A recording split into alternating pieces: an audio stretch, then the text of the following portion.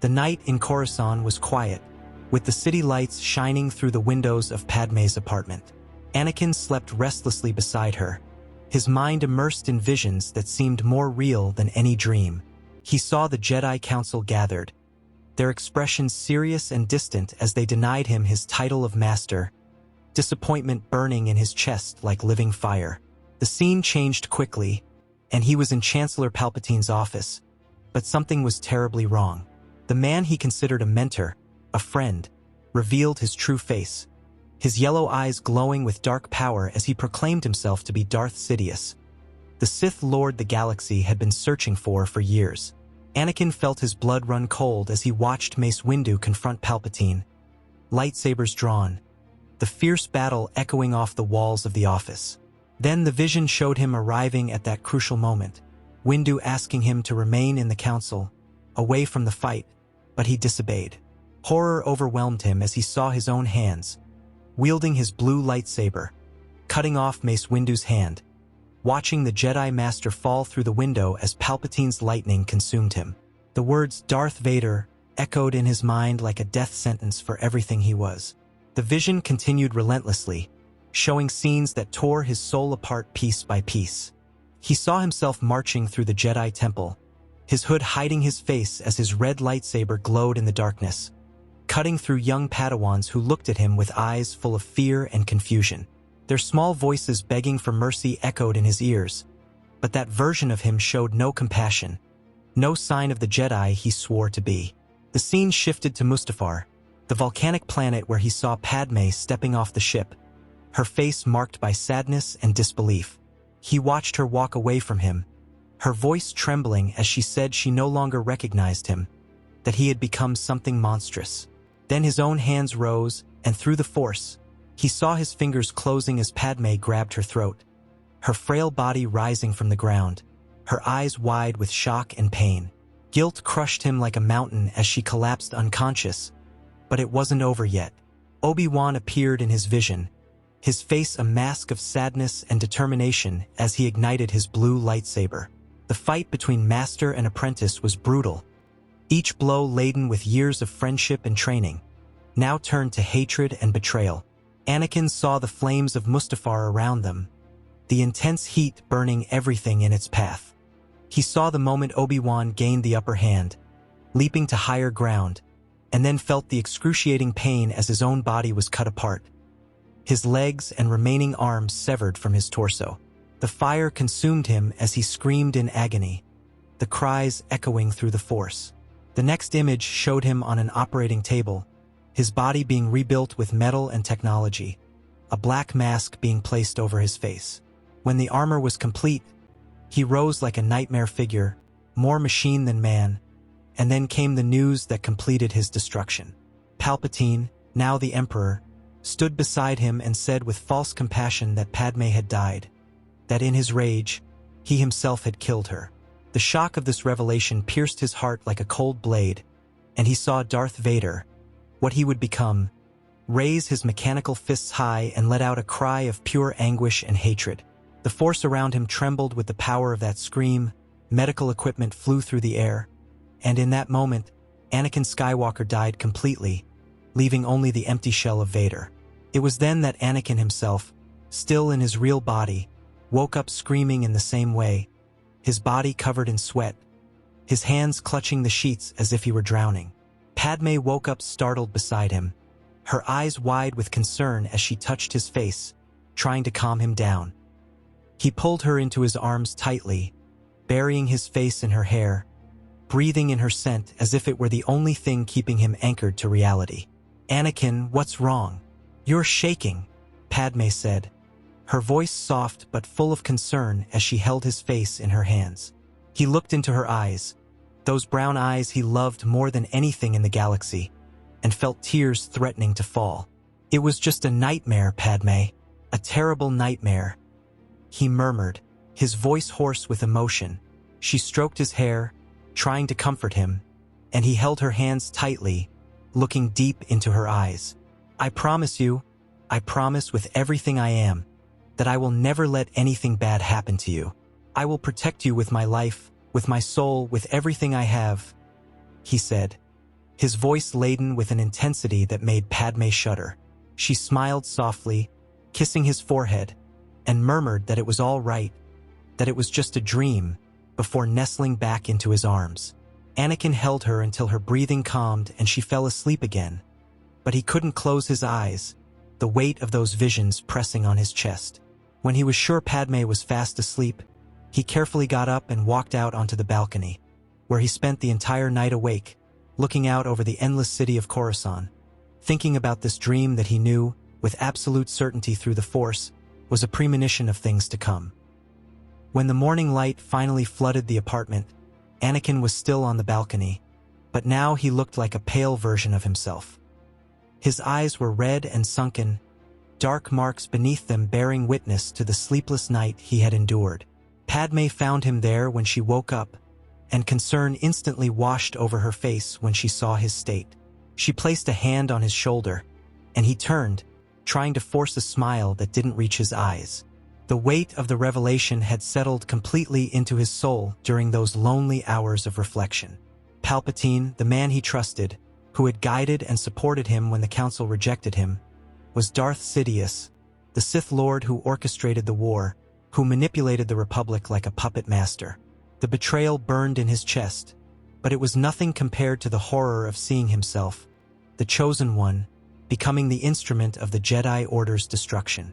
He had seen his own hands stained with the blood of innocence, had felt the dark side flowing through him like poison, had experienced the pain of losing everything he loved. How could he have fallen so low? How could the Chosen One, the one who was supposed to bring balance to the Force, have become the agent of its greatest destruction? Shame consumed him like acid as he thought about the path he had seen. He had failed everyone who trusted him. Failed Qui-Gon Jinn, who had discovered him on Tatooine and believed he was the Chosen One, who had given his life to ensure Anakin was trained. Failed Obi-Wan, who had raised him like a brother, who had dedicated years of his life to molding him into a Jedi, only to be forced to face him in deadly combat. He had failed Padme, the woman he loved more than his own life, whom he had sworn to protect, but ended up being the cause of her death. And most of all, he had failed the Jedi Order itself, the organization that had taken him in when he was just a slave boy, that had given him purpose and power, only for him to destroy it from within. How could he look at any of them again, knowing what he was capable of becoming? How could he accept the title of Jedi Knight, let alone Master, when he knew his destiny was to become something so monstrous?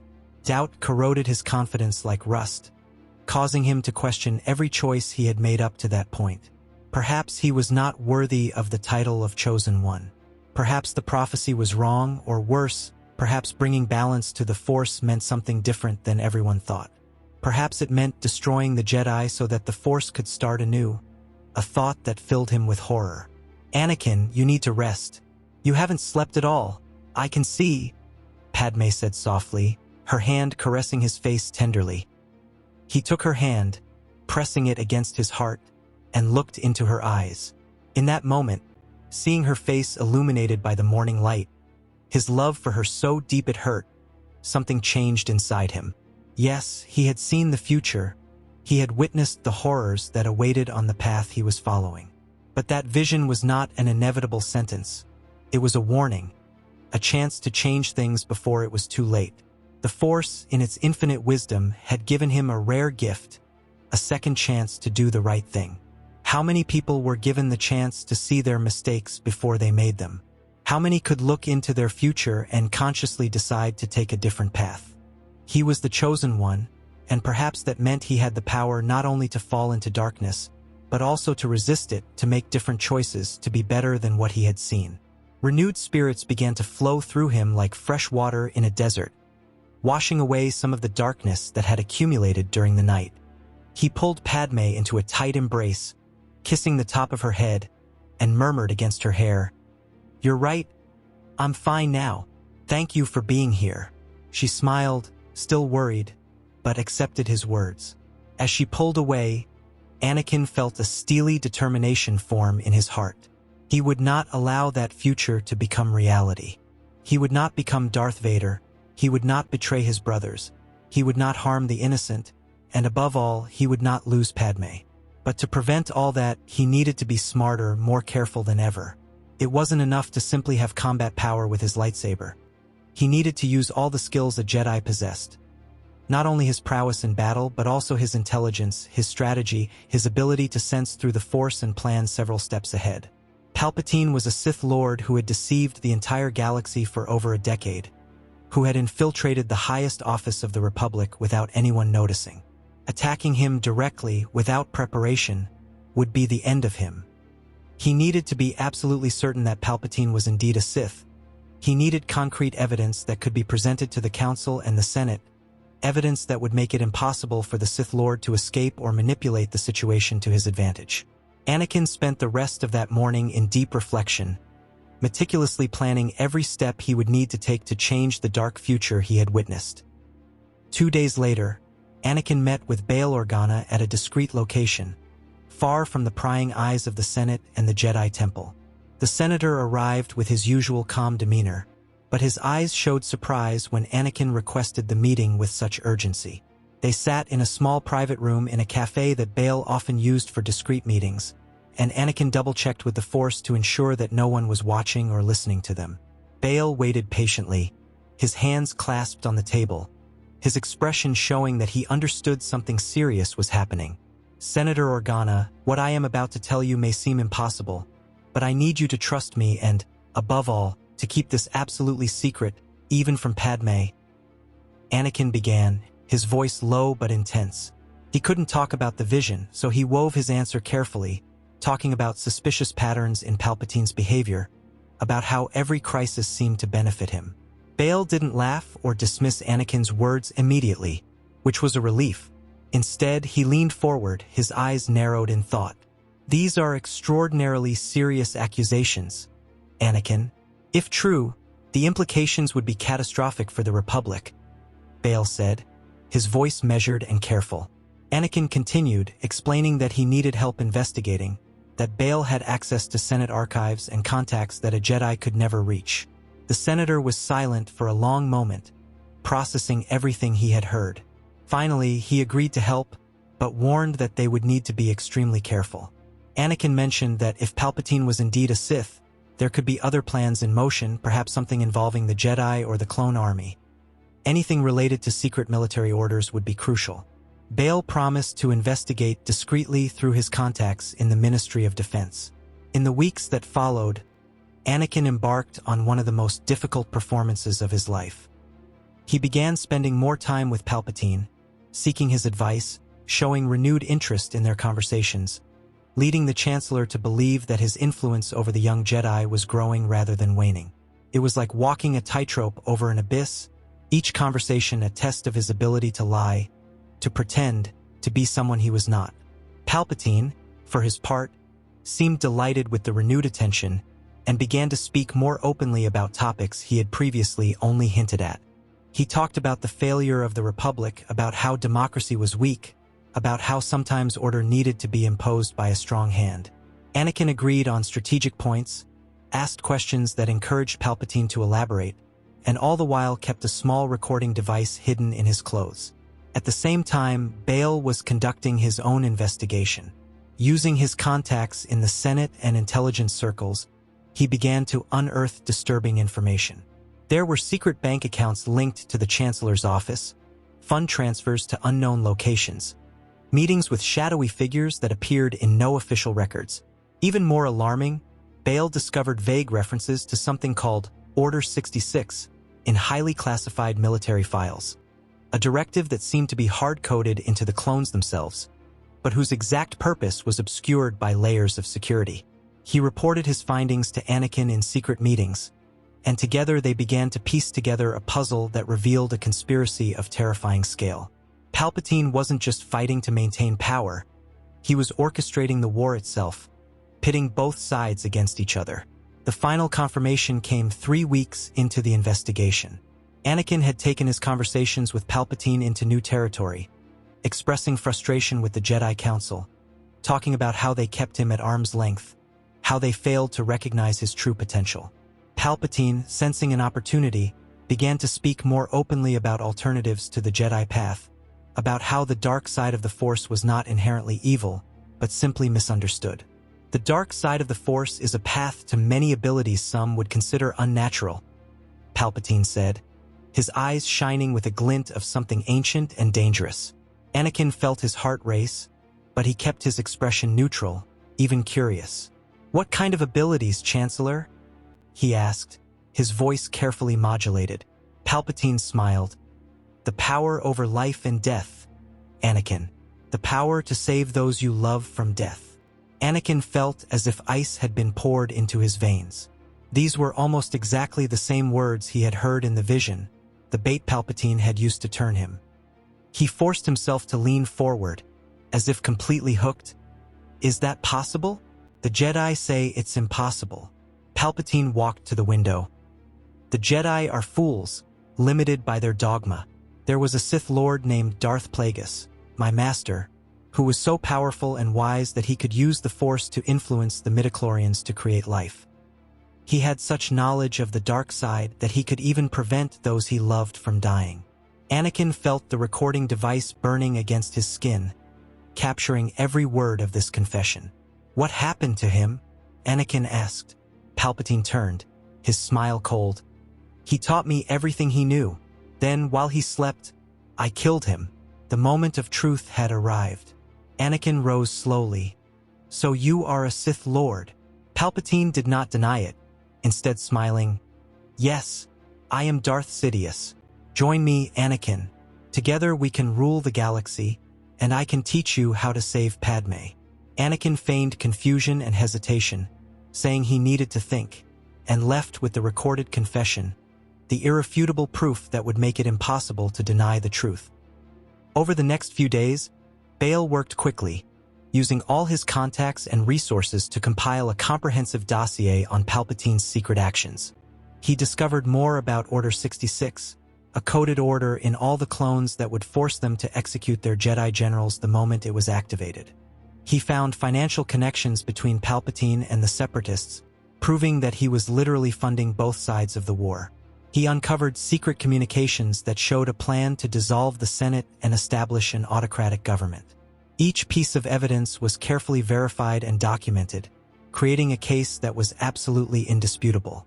When Bail finally presented everything to Anakin, the two men looked at the mountain of evidence with a mixture of satisfaction and horror. "With this, we can destroy him politically and expose his entire network," Bail said. "The question is, how do we proceed? Do we involve the Jedi Council now?" Anakin stood silently for a long time, looking at the scattered evidence. His initial instinct was to take everything to the Council, to let Master Yoda and Master Windu deal with the Sith threat.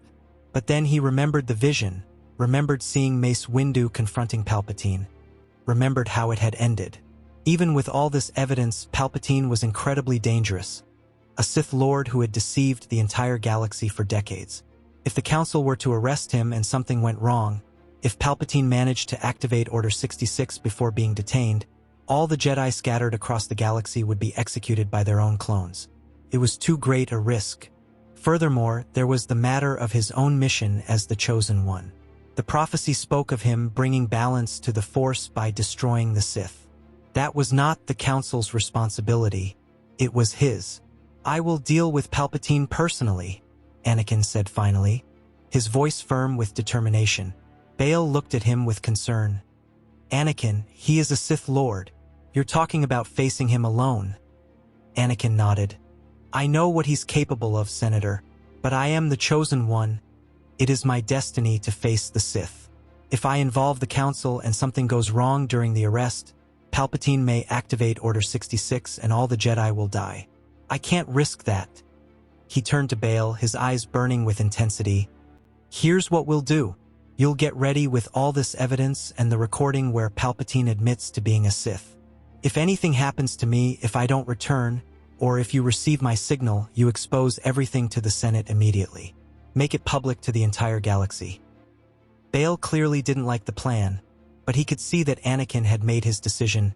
"May the Force be with you, Anakin." Anakin spent the night before the confrontation in deep meditation, something he rarely did. He reached out to the Force, feeling it flow through him and around him, seeking clarity, seeking strength.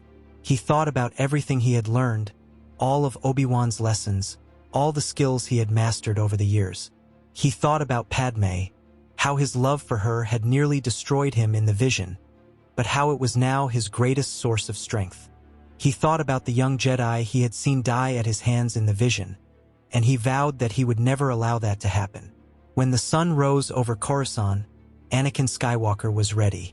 He was not going to face Palpatine as the impulsive, emotionally unstable Jedi he might have been. He was going as the chosen one, with a clear purpose, a clear mind, and a heart that finally understood the true meaning of his destiny. He donned his Jedi robes, strapped his lightsaber to his belt, and glanced one last time at the apartment where Padme slept. When Anakin arrived at the Chancellor's office in the Senate, it was mid-morning, and the day's session was beginning in other parts of the building. He walked through the corridors with steady steps, and the guards let him pass without question. He entered the office where Palpatine sat behind his large desk. The Chancellor looked up and smiled. "Anakin, what a surprise. Have you thought about our conversation?" Anakin did not respond verbally. Instead, in one fluid motion, he activated his lightsaber, the bright blue blade cutting through the air with its characteristic hum. Palpatine's expression changed instantly. "So you've made your choice," Palpatine said, his voice losing all pretense of kindness. "What a pity." Anakin did not allow himself to be drawn into conversation. He had seen in the vision how Palpatine was a master of verbal manipulation. Not this time. He lunged forward, his saber tracing a deadly arc. The duel erupted with speed and fury. Palpatine was fast, faster than his appearance suggested, each movement precise and deadly. But Anakin was one of the best swordsmen in the Jedi Order, his reflexes enhanced by the Force, his raw power surpassing almost anyone. Their sabers clashed in bursts of light and energy. Palpatine tried to speak, but Anakin didn't take the bait. His mind focused solely on the combat. The duel moved across the office, destroying furniture and artwork. Palpatine was malicious, using force attacks between lunges. He feigned an opening, and when Anakin attacked, the Sith Lord spun, his saber cutting into Anakin's thigh. Pain exploded through him and he staggered. Palpatine pressed his advantage, his blows forcing Anakin back. One hard strike hit Anakin's lightsaber at a bad angle, and the weapon flew from his hand. Palpatine smiled triumphantly and raised his hand. Bolts of energy exploded, striking Anakin squarely. The young Jedi screamed as electricity coursed through his body, every nerve on fire. He fell, his body writhing on the floor. Palpatine walked closer, laughing. "Fool, did you think you could defeat me?" He stopped the bolts for a moment, wanting to savor his victory. It was the mistake Anakin had been waiting for. In that brief moment, he reached out with the Force. A heavy vase flew through the air, striking Palpatine in the head and causing him to stagger. Anakin called his saber back, the weapon flying into his hand. He leaped, ignoring the pain, and with a cry that echoed through the Force, spun in the air. The blue blade cut through Palpatine's wrist, and the Sith Lord's hand fell. Before he could react, Anakin completed his spin and the saber passed through Sidious's neck. The head separated from the body. The threat that had loomed over the galaxy for decades was eliminated. Anakin sent the signal to Bail. Done. In the Senate, Bail immediately sprang into action, exposing everything. The recording, the evidence, everything. The Senate was in shock. When Bail announced that Palpatine had been killed by Anakin Skywalker, the news spread across the galaxy. The Separatist army, without control, fragmented. Order 66 was never activated. Anakin returned to the temple as a hero. The council convened a special session. "Ready you were when the galaxy needed you," Yoda said. "The title of Master you have earned." Master Windu placed his hand on his shoulder. "We recognize you as Jedi Master Anakin Skywalker." That night, he returned to Padme. She ran into his arms. He had changed the future, proven that destiny was not immutable. The Force was in balance, and for the first time, Anakin felt genuine hope for the future.